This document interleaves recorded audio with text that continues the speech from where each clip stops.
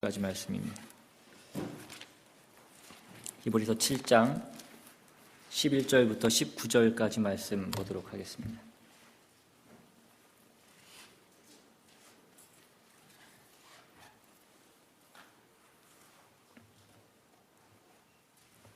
찾으셨으면 한 절씩 교독해서 읽겠습니다. 제가 먼저 읽습니다.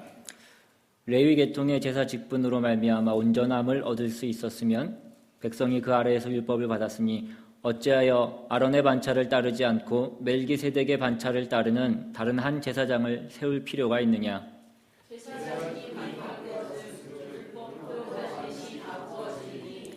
이것은 한 사람도 제단 일을 받들지 않는 다른 지파에 속한 자를 가리켜 말한 것이라. 우리 주께서는 이가로부터 나신 것이 분명하노라. 이 지파에는 모세가 제사장들에 관하여 말한 것이 하나도 없고 멜기세덱과 같은 별다른 한 제사장이 일어난 것을 보니 더욱 분명하도다. 그는 육신에 속한 한 계명의 법을 따르지 아니하고 오직 불멸의 생명의 능력을 따라 되었으니 증언하기를 내가 영원히 멜기세덱의 반차를 따르는 제사장이라 하였도다. 전에 있던 계명은 연약하고 무익함으로 패하고 같이 있습니다. 율법은 아무것도 온전하게 못할지라 이에 더 좋은 소망이 생기니 이것으로 우리가 하나님께 가까이 가느니라. 아멘. 기도하겠습니다. 하나님, 이 시간 온전히 주님의 말씀을 듣기를 원합니다.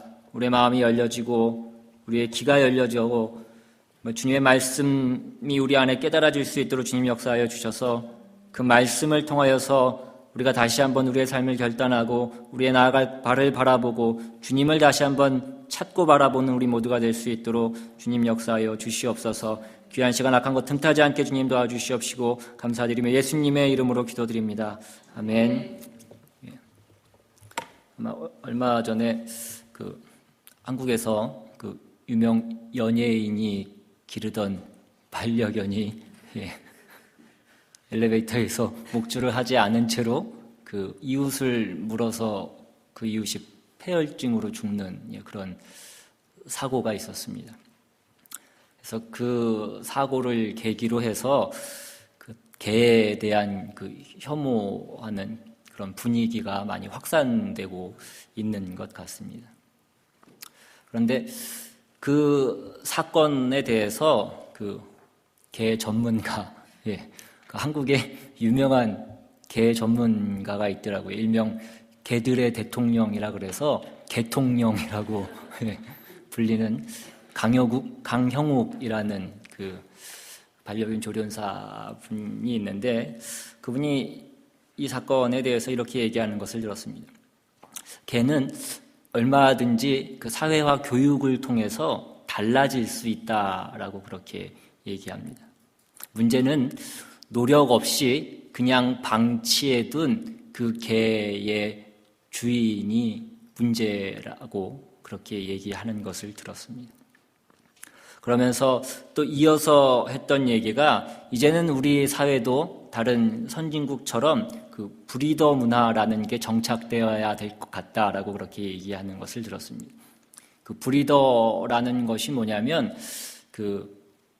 개를 번식시키는 교배시키는 그런 역할을 하는 사람인데, 그러니까 이 사람이 단순히 그냥 개를 교배시키는 게 아니라 개의 부모가 될, 그러니까 교배시킬 개들을 미리 선별해서 얼마나 교배시킬 것인지 그걸 정하고 또 분양받을 사람들을 미리 신청을 받고 또 서류를 통해서 검토하고 또 그 사람들을 인터뷰해갖고 꼼꼼히 이 사람이 정말 이 개의 보호자가 될 자격이 있는지를 검토한 후에 그 모든 일을 진행한다라는 것입니다.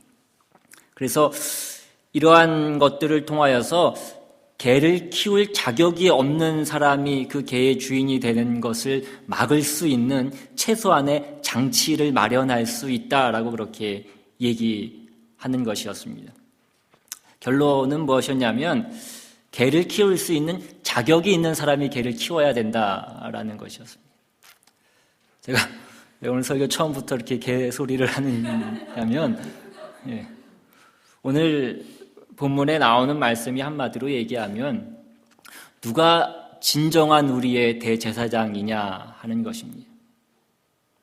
누가 정말 우리의 죄를 사할 수 있고 우리를 하나님의 자녀의 그 신분에 맞는 그 자녀로 양육할 수 있는 그 자격이 있는 그 대제사장이냐라고 하는 것을 오늘 성경을 통해서 우리에게 말씀해 주시고 있는 것이기 때문입니다. 우리가 계속해서 보고 있는 이 히브리서는 초대교회의 여러 고난과 박해 가운데 있던 성도들을 위해서 쓰여진 글이라고 그렇게 말씀드렸습니다. 특별히 그 대상이 유대교회에 있다가 기독교로 그리스도교로 개종한 유대인 그리스도인들에게 쓰여진 그런 서신입니다. 전에는 그 구약의 법에 따라서 율법을 잘 지키고 제사법을 지키던 유대인들 중에서 이제 예수를 믿는 그 성도들이 나왔는데 같은 유대인들 사이에서 그들의 구약법을 무시하고 예수를 믿는 일에 대해서 동족끼리 더 극심하고 더 심하게 그들을 핍박하고 압박했다라는 것입니다. 이러한 일들을 통해서 예수 믿는 것이 내가 내내 지켜왔던 그 하나님의 명령을 어기는 것이 아닌가 하는 그 의심이 그 유대인 그리스도인들 사이에서 종종 일어나기 시작했다라는 것입니다. 내가 다시 유대교로 돌아가야 되는 것이 아닌가 하고 그 믿음이 흔들리는 사람들이 나타나기 시작했다라는 것입니다. 그래서 이 히브리서 저자는 예수님이야말로 구약에서 예언된 율법과 제사가 상징하고 예표했던 그 실체다라고 말씀하고 있는 것입니다. 예수님의 제사장직은 레위 지파의 그 제사장직으로는 다 설명할 수 없는 보다 크고 보다 영원한 것이다라고 말씀하고 있는 것입니다. 오늘 우리가 보았던 본문 11절 말씀에 보시면 그래서 레위 계통의 제사 직분으로 말미암아 온전함을 얻을 수 있었으면 백성이 그 아래서 율법을 받았으니 어찌하여 아론의 반차를 따르지 않고 멜기세덱의 반차를 따르는 다른 한 제사장을 세울 필요가 있느냐? 레위 계통의 제사장직을 통해서 온전함을 이룰 수 없다라고 얘기하고 있는 것입니다. 여러분, 온전함을 이룬다라는 것이 무엇입니까? 여기서 말하는 온전함이라는 것은 어떤 도덕적으로 윤리적으로 죄가 없어지는 상태를 말하는 것이 아닙니다. 여기서 말하는 온전함이라는 것은 하나님이 의도하신 그 목적에 도달하는 것을 얘기하는 것입니다. 하나님께서 택하신 그 완성의 자리에 도달하는 것을 의미하는 것입니다. 우리 인간에 대한 하나님의 목적은 우리가 온전한 구원을 이루는 것을 하나님이 원하신다라는 것입니다. 그런데 그 레위 계통의 제사장직은 우리의 죄를 없애지 못할 뿐만 아니라 우리를 의롭게 되도록 변화시키지 못한다라는 것입니다. 그래서 결국 우리가 하나님 앞으로 나아가지 못하게 한다라는 것입니다. 만약에 레위 계통의 그 제사장직 아래에서 그 온전함이 실현될 수 있었다면 왜 또 다른 제사장을 세울 필요가 있었겠냐라는 것입니다. 왜 멜기세덱의 반차를 따른 또 다른 제사장을 하나님께서 세우실 필요가 있었겠냐라는 것입니다.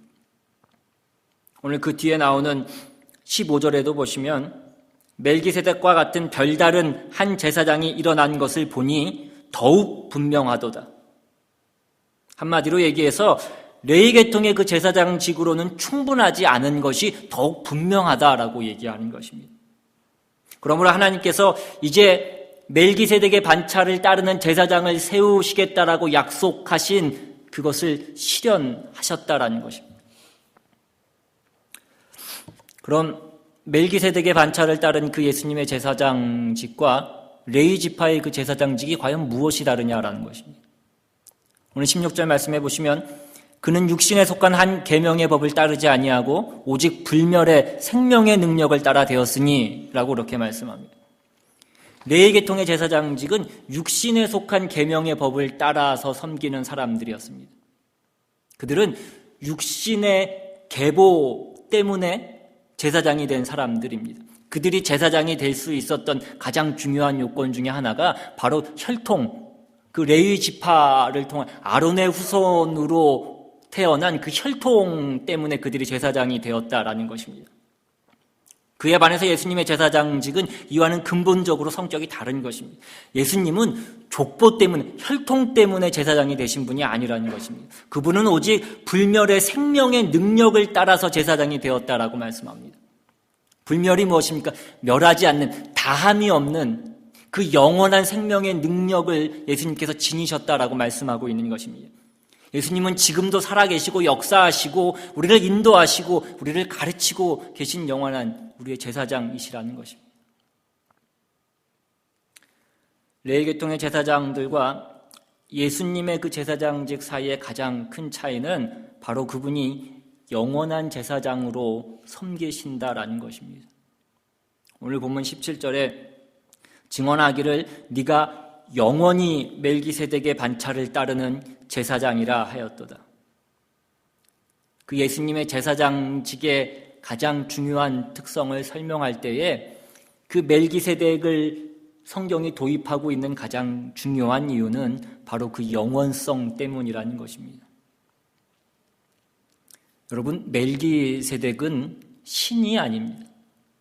어떤 학자들 가운데에는 멜기세덱이 아마 천사가 사람의 모습으로 나타난 것이다라고 얘기하는 학자들도 있지만 그거는 맞지 않습니다.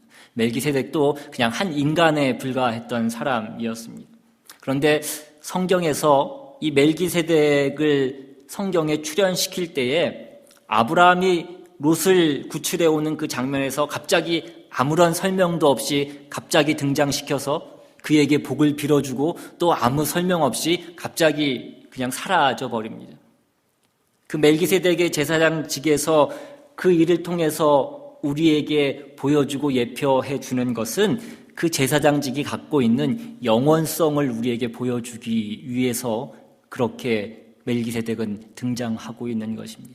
그래서 우리가 지난주에 봤던 본문에서도 보시면 히브리서 7장 3절에 그 멜기세덱을 설명할 때에 이렇게 얘기합니다. 그는 아비도 없고 어미도 없고 족보도 없고 시작한 날도 없고 생명의 끝도 없어 하나님의 아들과 방불하여 항상 제사장으로 있느니라 라고 설명하고 있는 것과 같은 일맥상통하는 내용입니다.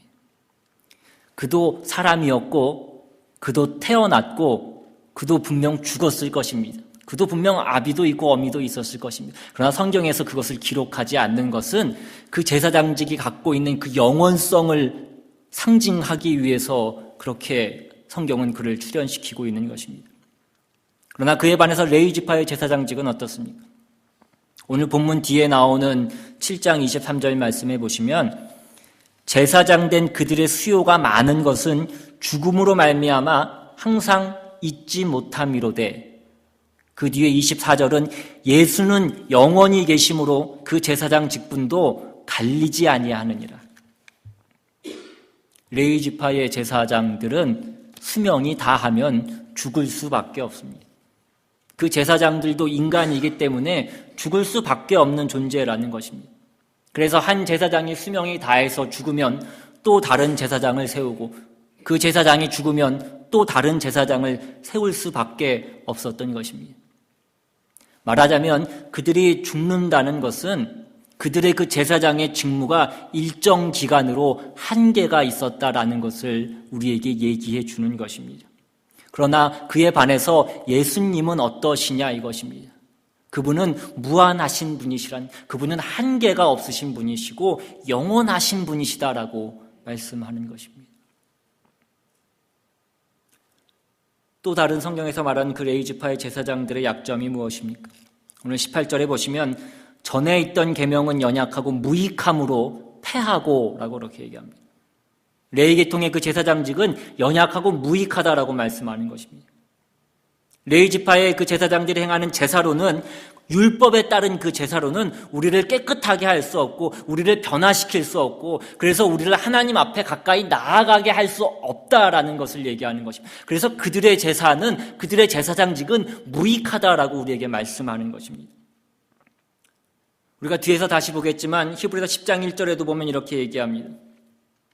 율법은 장차 올 좋은 일의 그림자일 뿐이요 참 형상이 아니므로 해마다 늘 드리는 같은 제사로는 나아오는 자들을 언제나 온전하게 할 수 없느니라.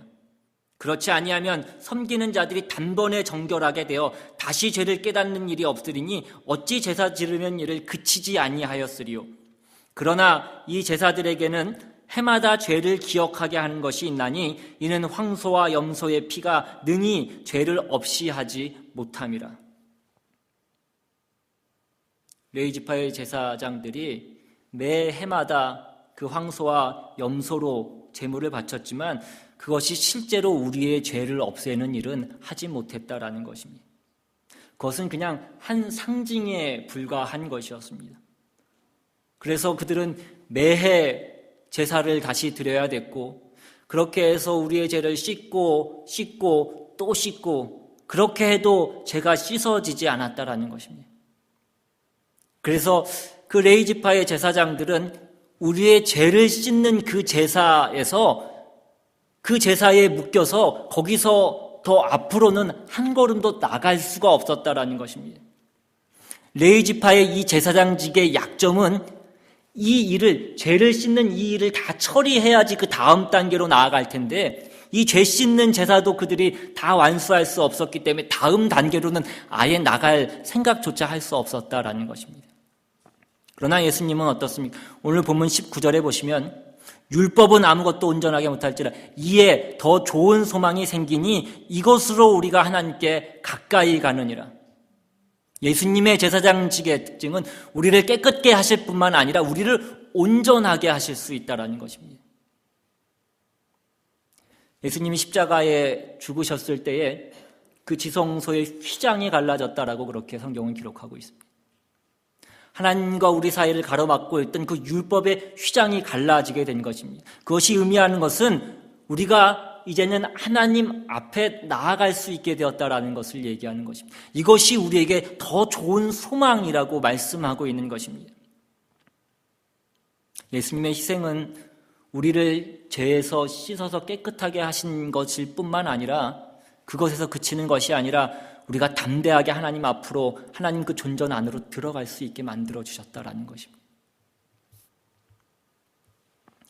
로마서 5장에도 보시면 이렇게 말씀합니다. 5장 9절 10절 말씀에 그러면 이제 우리가 그의 피로 말미암아 의롭다 하심을 받았으니 더욱 그로 말미암아 진노하심에서 구원을 받을 것이니 곧 우리가 원수 되었을 때에 그의 아들의 죽으심으로 말미암아 하나님과 화목하게 되었은즉 화목하게 된 자로서는 더욱 그의 살아나심으로 말미암아 구원을 받을 것이니라. 예수님께서 자신을 희생하셔서 자신을 제물로 드림으로 그의 죽으심으로 우리를 단번에 깨끗게 하셨습니다. 우리는 주님의 죽으심으로 깨끗해져서 우리의 신분의 변화를 이루었다라는 것입니다. 그래서 예수 그리스도의 죽음으로 우리가 하나님과 화목하게 되었으니 그 화목하게 된 다음에 일어날 일, 화목된 자로서 우리가 하나님의 자녀다워지는 그 일을 이제 예수님이 살으셔서 계속적으로 이루신다라는 것입니다. 이것이 우리에게 더 좋은 소망이라고 말씀하고 있는 것입니다. 우리의 신분이 변화된 것은 단번에 일어난 사건입니다.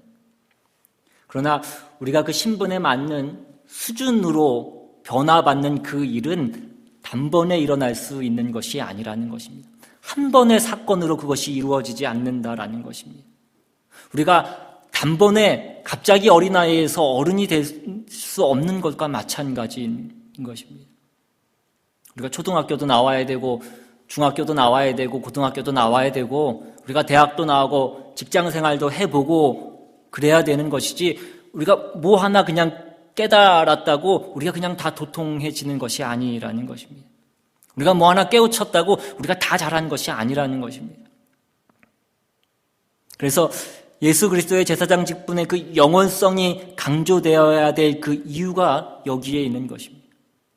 오늘 히브리서가 이렇게 복잡한 얘기들을 우리에게 꺼내놓으면서 가르치려고 하는 것이 뭐냐면 예수님의 제사장 직분이 더 높고 더 크고 더 위대한 것은 그분의 제사장직이 우리의 죄를 사하고 우리의 신분을 변화시키기에 충분하지만 그것으로 그치는 것이 아니라 그 변화된 신분을 수준에 맞게 이루어가는 그 일을 위해서도 그것을 이루는 일에도 충분하도록 영원한 제사장이시다라고 말씀하시는 것입니다. 우리는 예수 그리스도의 그 제사장 직분을 레위 계통의 제사장 직분 정도로 오해하는 경우가 많이 있습니다. 우리가 어떤 때 그런 것을 볼 수 있습니까? 우리가 하나님 앞에 무엇을 기도하고 그 소원을 아뢰일 때 우리는 이렇게 기도하는 것입니다. 하나님, 저에게 주실 복이 있으면 몰아서 한꺼번에 한 방에 다 주십시오. 그래서 한 번에 다 알게 하시고 한 번에 다 깨닫게 해주십시오. 그래서 이 땅 가운데 실수하지 않게 하시고 실패하지 않게 해주시고 그래서 그냥 이 땅에서도 잘 살게 해주십시오 라고 기도하는 것입니다. 하나님은 그렇지 않으시다는, 하나님은 그렇게 일하시지 않는다는 것입니다. 우리를 위하시는 데 있어서 그 예수 그리스도의 제사장직이 영원하다는 것은 우리를 어떤 한 사건으로 해결하는 그 해결사로 우리 주님을 보내신 것이 아니라 하나님이 목적하신 그 자리에 이르도록 영원토록 그 주님이 살아계셔서 오늘 우리의 기도에 응답하시고 내일 우리의 필요에 응답하시고 그렇게 매일매일 우리가 주님 앞에 가는 그 날까지 우리의 그 수많은 요구와 필요에 응답하시고 지키시고 인도하시는 주님이시라는 것입니다. 이 일을 통하여서 성경이 우리에게 가르치려고 하는 것은 이것입니다. 하나님께서 우리를 어느 정도의 가치로 여기시고 계시냐 하는 것입니다. 레위 지파의 제사장들은 매해 소를 바쳐서 우리의 죄를 속량하려고 했지만 그것으로도 우리의 죄를 속량할 수 없었다라고 얘기합니다. 여러분, 소 한 마리가 얼마나 비쌉니까? 요즘 소 한 마리가 얼마인지 저도 정확하게 모르겠지만 아마 값이 꽤 나가는 것으로 알고 있습니다. 그런데 매해마다 그 죄를 속량하기 위해서 소를 제물로 바치는 것입니다. 만약에 우리가 한 60년 산다 그러면 60마리 바치는 것이고 70년 산다 그러면 70마리 바치는 것이고 요즘 100세 시대라고 하니까 100마리 정도를 바치는데 그것으로도 우리의 죄가 속량되지 않는다는 것입니다. 우리는 그 소 100마리의 가치보다 더 가치가 있다라는 것을 얘기하는 것입니다. 소로 되지 않는다는 것입니다. 오직 예수 그리스도로만 우리는 해결될 수 있는 존재라는 것입니다. 그것이 하나님께서 우리를 보고 계시는 우리의 가치라는 것입니다. 또 하나님이 우리를 자녀 삼으시고 우리를 그 하나님이 원하시는 그 자리, 그 목표에 이르게 하시기를 원하시는 그 목표가 얼마나 높냐면 그 예수 그리스도께서 우리의 대제사장으로 오셔서 영원토록 우리의 편을 들어주시고 우리를 가르치시고 우리를 인도해야 되는 그 자리까지라는 것입니다. 여러분, 구원이란 그런 것이라는 것입니다. 여러분, 구원이라는 것은 내가 그냥 주님이 날 위해서 죽으시고 십자가 지셨다는 것을 내가 믿음으로 그 구원이 끝난 것이 아니라는 것입니다. 우리의 온전한 구원은 그 단번의 사건으로 끝나는 것이 아니라는 것입니다. 어느 날 난 알았습니다. 여러분, 그것은 하나밖에 우리가 알지 못하는 것입니다. 우리가 초등학교 다닐 때에 100점 한 번 안 맞아본 사람이 어디 있겠냐는 것입니다. 그런데 구구단 하나 외웠다고 수학을 다 아는 것처럼 우리가 해서는 안 되지 않겠냐는 것입니다. 난 이제 다 알았습니다. 그것은 다 안 것이 아니라 거기서부터 시작하는 것에 불과하다라는 것입니다. 전에도 말씀드린 적이 있었는지 모르겠지만 저는 어려서 조금 남들 제 나이 또래 아이들이 겪지 않을 만한 일들을 어려서부터 좀 많이 겪어서 나름 좀 어린 나이에 이 세상의 어떤 일들, 이 세상의 어떤 각박함, 차가움 그런 것들을 좀 일찍 체험하고 좀 느꼈던 것 같습니다. 그래서 어린 나이에 초등학교 5학년이 됐을 때 나는 이제 다 안다라고 그렇게 생각해. 나는 이제 다 컸다라고 그렇게 생각했습니다. 그런데 중학교가 돼서 그때를 생각해 보니까 알기는 너무나 어리고 유치했던 때였던 거예요. 고등학교가 돼서 또 그 중학교 때를 생각해 보면 그때도 여전히 너무나 어렸던 것입니다. 지금이라고 뭐 다르겠냐라는, 지금이라고 다 알겠냐는 것입니다. 하나님이 우리에게 요구하시는 그 하나님 자녀의 완성된 자리, 성경이 얘기하는 그 그리스도의 장성한 분량에 이르는 데까지의 그 자리는 우리가 상상할 수 없는 데까지라는 것입니다. 그것은 영광의 자리고 거룩한 자리고 지고한 자리인 것입니다. 그래서 그렇게 우리를 만들기 위해서 예수님께서 영원한 제사장이 되어야 되셨다라는 것입니다. 우리가 어느 날 벼락치기로 무슨 쪽집게 과외로 그것이 이루어질 수 있는 일이 아니라는 것입니다.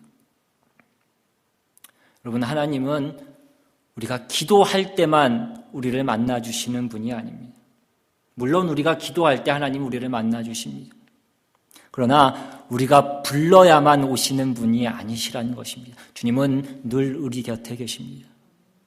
우리는 혹 그 하나님을 잊을지 몰라도 하나님은 우리를 잊지 않으신다라는 것입니다. 이런 일들을 통하여서 성경이 우리에게 가르치려고 하는 것은 하나님이 우리를 향하신 그 사랑이 얼마나 큰 것인지, 그것이 어떤 것인지를 알라는 것입니다. 하나님이 우리를 구원하신다라는 것이, 구원하셨다라는 것이 무엇인지를 알라고 말씀하고 계시는 것입니다. 하나님은 우리에게 부모와도 같은 분이신 것입니다. 물론 부모 이상이지만 우리가 이해할 수 있고 설명할 수 있는 가장 적합한 분으로 부모라는 것입니다. 여러분, 부모와 자식 관계는 부부하고도 또 다른 것이지 않습니까? 부부는 헤어질 수도 있지만 헤어지시라고 말씀드리는 게 아니라 혹 헤어질 수도 있지만 부모와 자식 간에는 헤어질 수 없지 않냐는 것입니다. 왜 그렇습니까? 아무리 아니라고 해도 아닌 게 아니기 때문인 것입니다. 부부는 혹 헤어지면 남이 될 수 있어도 자녀는 우리가 아무리 마음에 안 든다고 해서 자식인 걸 부인할 수 없다라는 것입니다. 부모와 자식이라는 것은 다른 걸로 가릴 수 없다라는 것입니다. 하나님이 우리를 향하여서 가지고 계신 그 사랑과 우리를 향한 그 구원이 바로 그렇다라는 것입니다. 우리가 잘하면 상 주시고 못하면 벌 주실 수도 있지만 그것이 우리가 남남 사이에서 이루어지는, 누가 나한테 잘하면 내가 그 사람에게 좀 잘해주고 누가 나한테 못하면 내가 그 사람에게 원한을 갚고, 그런 차원에서 하나님이 그렇게 하시는 것이 아니라 부모 자식 간의 관계로, 그 혈육의 관계에서 우리에게 그렇게 하신다라는 것입니다. 이사야 1장에 보시면 하나님께서 그 이스라엘 백성들의 범죄에 대해서 안타까워하시고 꾸중하시는 그 장면이 나와 있습니다.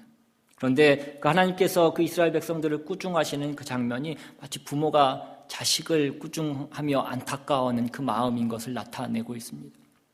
이사야 1장 2절 말씀에 하늘이여 들으라, 땅이여 귀를 기울이라, 여호와께서 말씀하시기를 내가 자식을 양육하였거늘 그들이 나를 거역하였도다. 소는 그 임자를 알고 나귀는 그 주인의 구유를 알건만은 이스라엘은 알지 못하고 나의 백성은 깨닫지 못하는도다 하셨도다.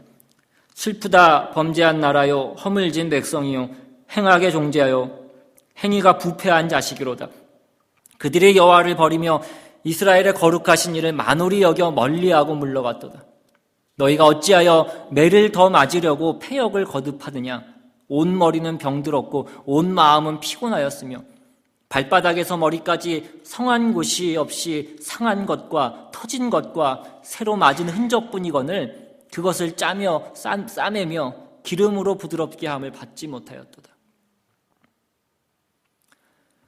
여러분, 자식이 부모의 속을 썩이면 여러분 어떻게 합니까? 그 속 썩이는 것이 남이면 그냥 안 보면 되고 그냥 그 마음을 닫아버리면 됩니다. 그러나 자식은 그렇게 할 수 없지 않냐는 것입니다. 아무리 큰 잘못을 저질러도 자식은 외면할 수 없고 자식은 그 마음을 닫을 수가 없는 것입니다. 그래서 한탄이 더 크게 나오는 것입니다. 때로는 다른 사람 붙잡고 하소연하고 다른 사람에게 그 자식을 욕하는 것은 그 자식을 향한 원한과 정죄를 얘기하는 것이 아니라 돌이키라라는 것을 얘기하는 것입니다. 정신 차리고 돌아오라는 것이지 넌 나쁜 놈이니까 이제부터는 내가 너를 모른 척하게 내가 책임지지 않겠다라고 얘기하는 것이 아니라는 거지. 그런 부모가 어디에 있겠냐라는 것입니다. 아까 읽은 5절과 6절 말씀을 다시 보시면 너희가 어찌하여 매를 더 맞으려고 패역을 거듭하느냐. 온 머리는 병들었고 온 마음은 피곤하였으며 발바닥에서 머리까지 성한 곳이 없이 상한 것과 터진 것과 새로 맞은 흔적뿐이거늘 그것을 짜며 싸매며 기름으로 부드럽게 함을 받지 못하였도다. 말을 안 들으니까 때릴 수밖에 없어. 꾸중할 수밖에 없습니다. 그런데 가슴은 아픈 것입니다. 때리면서 보니까 온 몸이 상처투성이고 전에 맞은 그 상처도 아직 회복되지 않아, 아직 아물지 않았는데 아직도 정신을 못 차리냐라고 얘기하는 것입니다. 여러분, 우리 하나님이 우리를 향하여서 그 부모된 심정으로 우리를 찾아오신다라는 것입니다. 하나님은 우리를 버리지 않으십니다. 우리가 잘못하면 혹 때리실 수도 있지만 그것은 우리를 돌이키라는 것이지 이번이 마지막이다, 내가 이번에도 잘못하면 너를 버리겠다라고 말씀하시는 것이 아니라는 것입니다. 여러분, 하나님은 우리를 그의 자녀로 부르시고 그 자녀의 완성된 자리에까지 이르게 하기 위해서 어떻게 하셨는지 우리는 그것을 잊지 말아야 된다는 것입니다. 우리의 인생과 우리의 신분과 우리의 운명과 우리의 그 미래를 우리의 손에만 맡기신 것이 아니라 그 자리에 가기까지 그 자리에 성공시키기 위해서 예수 그리스도를 우리의 대제사장으로 보내셔서 우리를 영원토록 지키고 계시고 우리를 영원토록 그 길을 인도하고 계시다라는 것입니다. 하나님 우리에게 요구하시는 것이 무엇입니까? 우리가 해야 될 일은 내가 하는 이 일이 맞냐 틀리냐, 죄냐 아니냐, 그것으로 족해서는 안 된다라는 것입니다. 하나님이 나를 법대로 다스리시지 않으시고 윤리로 우리를 다스리신 것이 아니라 사랑으로 우리를 대접하신 것 같이 우리도 그 하나님 앞에 보응할 수 있는 것은 사랑으로 그분 앞에 나아가는 것입니다. 사랑으로만 우리는 그분 앞에 보답할 수 있다라는 것입니다. 그래서 성경이 우리에게 요구하는 것은 네 마음을 다하고 뜻을 다하고 목숨을 다하고 힘을 다하여서 주 너의 하나님을 사랑하라고 우리에게 요구하고 있는 것입니다. 여러분이 받은 사랑이 얼마나 큰지, 하나님의 자녀가 어떻게 되었고 어떻게 하나님이 우리를 양육하시는지를 인식하시고 그 부모의 속을 썩이지 않는 것처럼 그 하나님의 속을 썩이지 말고 말 잘 듣는 하나님의 기쁨이 되는 그 자녀가 되라는 것이 오늘 성경의 요구라는 것입니다. 우리가 다른 것 생각할 것 없이 우리의 자식을 생각하면 그것이 똑같은 것입니다. 하나님은 우리에게 부모의 심정으로 찾아오시고 권면하시고 꾸중하시는 것을 깨닫고 우리의 복을 위하여 우리의 영광을 위하여 순종하고 힘을 다하여 주님을 사랑하시는 저와 여러분 되시기를 주님의 이름으로 축원합니다. 우리 시간 같이 찬양하고 기도하기로 합니다.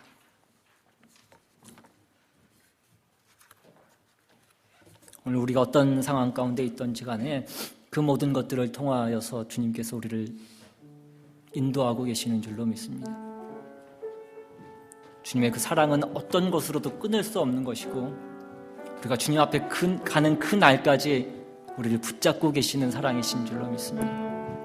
오늘 주님의 그 사랑이 얼마나 큰 것인지, 우리의 구원이 얼마나 큰 가치로 얻어진 것인지, 우리가 하나님 앞에 가기까지 주님께서 얼마나 우리와 함께하고 계시는 것인지를 다시 한번 깨닫는 시간 되실 수 있기를 바랍니다.